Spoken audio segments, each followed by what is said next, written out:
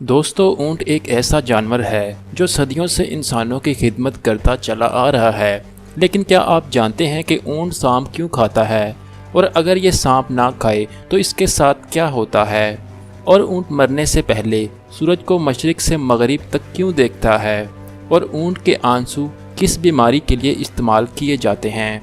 अगर आप ये सब नहीं जानते तो इस वीडियो को आखिर तक लाजमी देखिए। दोस्तों, हयाम एक ऐसी बीमारी है जिसमें ऊंट खाना पीना तर्क करके मशरिक से मगरिब तक देखता रहता है, जबकि माहिरीन भी इस बीमारी की वजह बताने से कासिर हैं।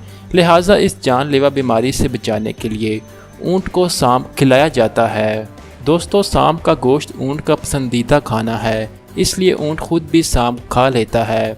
दोस्तों, सांप का गोश्त इतना गर्म होता है कि इसके असर से इसे शदीद भूख और प्यास लगती है और कई 100 लीटर पानी पी जाता है, लेकिन फिर भी इसकी प्यास नहीं बुझती और ये बार बार पानी पीता रहता है। मगर चंद ही दिन के बाद ये बीमारी ख़त्म हो जाती है और वह फिर से तंदुरुस्त हो जाता है। दोस्तों, ऊंट जब सांप खाता है तो इसके दौरान इसकी आंखों से आंसू निकलते हैं और ये आंसू माहिरीन चमड़े की थैली में महफूज कर लेते हैं और महंगे दामों मार्केट में सेल भी करते हैं, क्योंकि ऊंट के आंसुओं में अल्लाह ने ऐसी शिफा रखी है कि ये हर किस्म के जहर के ख़िलाफ़ मुअस्सर साबित होते हैं और इन आंसुओं को माहिरीन जहरकश अदवायात में भी इस्तेमाल करते हैं।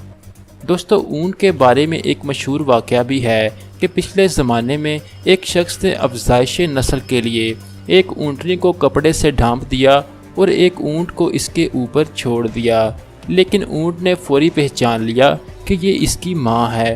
लिहाजा वो जल्दी से पीछे हट गया और इसने अपने नफ्स को काट लिया और ज़ोर ज़ोर से चीखने लगा।